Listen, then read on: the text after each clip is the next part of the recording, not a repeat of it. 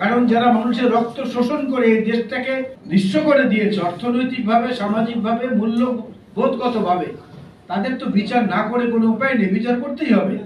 মানুষের মনের মধ্যে ক্ষোভের সবচেয়ে প্রাথমিক পর্বটা ছিল জিনিসপত্রের দাম কিছুতেই কমে না। নির্বাচন দিয়ে জনগণের হাতে জনগণের ফিরে দিয়ে এই দেশের পুনর্জাগরণ সৃষ্টি করে উন্নয়নের শীর্ষে যাবে। দেশের মানুষ কথা বলতে পারবে। কত তারিখে নির্বাচন দিবেন ওই তারিখটা ঘোষণা করেন, নির্বাচনে অংশগ্রহণ করবো।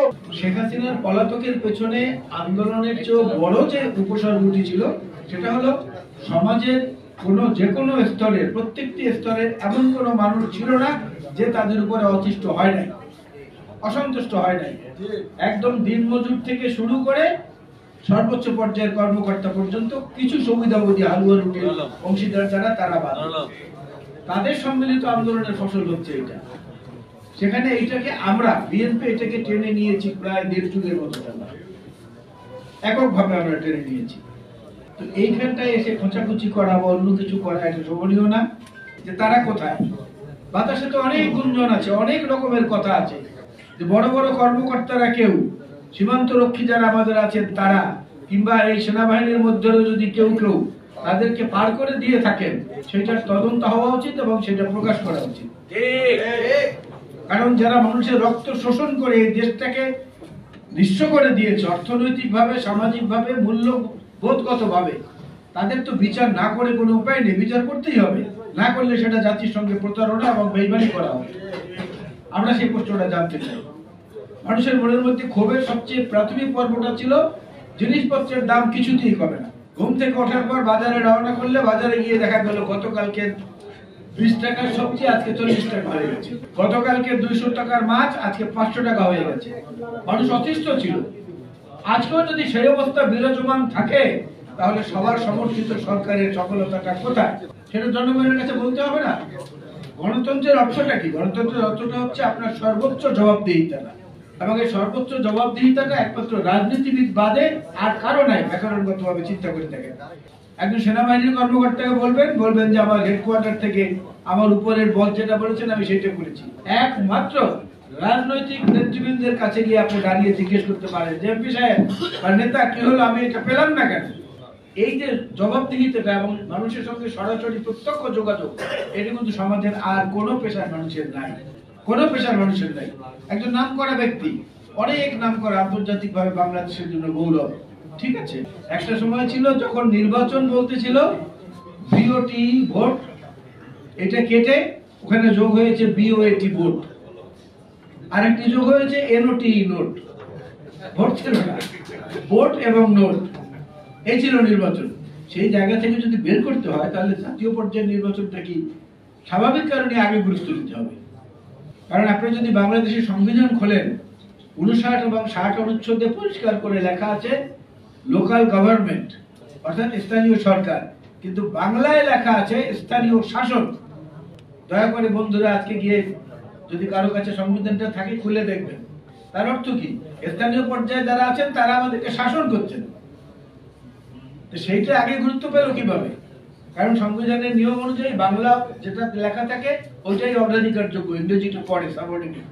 সেই ক্ষেত্রে স্থানীয় শাসনের মধ্যে আগে কেন আমরা যাব?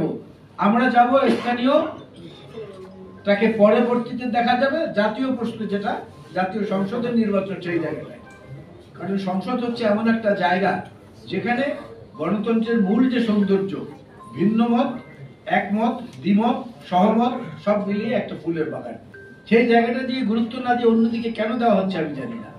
আপনাদের মনে আছে এরশাদ বিরোধী আন্দোলনের সময় এখানে দুদু ভাই এবং রেজাউদ্দৌলা ভাই আছেন, অ্যাডভোকেট সালাম আছেন, আপনাদের মনে থাকার কথা, ঢাকার দেয়ালে দেয়ালে একটা শব্দ, একটা বাক্য লেখা ছিল, বড় কষ্টে আছি আইজউদ্দিন। মনে আছে না?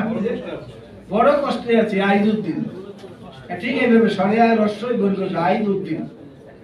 এরপরে আওয়ামী লীগের আমলে রাতের বেলা গোপনে গোপনে কারা মিরপুর এবং ওই সমস্ত এলাকায় দেয়ালের মধ্যে গ্রাফিতি এঁকে লিখে দিত, সুবোধ তুই পালিয়ে যা। মনে আছে না আপনাদের? স্বামী স্ত্রী দুইজনে বসে আছেন, তো কোনো কথাবার্তা নাই। স্ত্রী বললেন যে স্বামীকে একটু জিজ্ঞেস করি, বলে আচ্ছা তুমি সারাদিন এই বই নিয়ে বসে থাকো, কি মজা এটার মধ্যে? বলে যে আমার খুব ভালো লাগে, বই নিয়ে থাকতে খুব ভালো লাগে। স্ত্রী তখন দীর্ঘশ্বাস ফেলে বললেন, আহা, আমি যদি বউ না হয়ে বই হতাম তাহলে কত মজা হতো। আমি সঙ্গে সঙ্গে চট করে উত্তর দিলেন, হ্যাঁ ভালোই তো বলেছ, তাহলে দয়া করে বই না হয়ে পঞ্জিকা হও, বছর বছর পরিবর্তন করতে পারবে। আপনি রাষ্ট্রের অভিভাবক হন, দেশের অভিভাবক হন, হে জাতি আপনার কাছে অভিভাবকত্ব দাবি করে, হে জাতি চাই আপনার নেতৃত্বে দ্রুত একটি নির্বাচন দিয়ে জনগণের হাতে জনগণের ফিরিয়ে দেন। কোন ষড়যন্ত্রের নাম্বার নেই সাহেব, জাতি আপনাকে বরণ করেছে, পৃথিবীর মানুষ আপনাকে বরণ করেছে। এই স্মরণীয় বরণের মধ্য দিয়ে আপনি জাতির নেতৃত্ব জাতিকে ফিরিয়ে দেন। বহুদলীয় গণতন্ত্র প্রতিষ্ঠা হোক, বাংলাদেশের মানুষ এই গণতন্ত্রের মধ্যে দিয়ে এই দেশের পুনর্জাগরণ সৃষ্টি করে উন্নয়নের শীর্ষে যাবে। দেশের মানুষ কথা বলতে পারবে, দেশের আইনের শাসন প্রতিষ্ঠা হবে, বহুদলীয় গণতন্ত্র প্রতিষ্ঠা হবে। তাই কোন রকম কারো কথা দাম ঘোষণা না করে আপনি যে কথাটা বলেছেন ডিসেম্বরে নির্বাচন দিবেন, ওই ডিসেম্বরে কত তারিখে নির্বাচন দিবেন ওই তারিখটা ঘোষণা করেন। আমরা আপনার নেতৃত্বে দেশের আগামী দিনে দেশের প্রতিষ্ঠা করবো, নির্বাচনে অংশগ্রহণ করবো।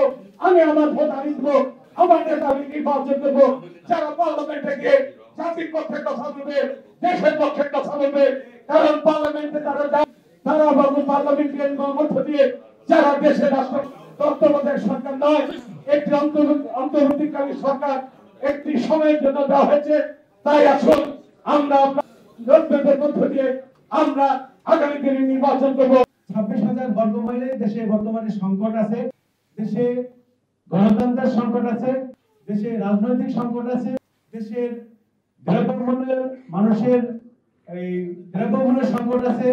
এই সংকট নিয়ে আমার প্রধান আলোচক আমাদের আলোচনা করেছেন এবং এ বিষয়ে সার্বিক আলোচনা করবেন আমাদের আজকের প্রধান অতিথি।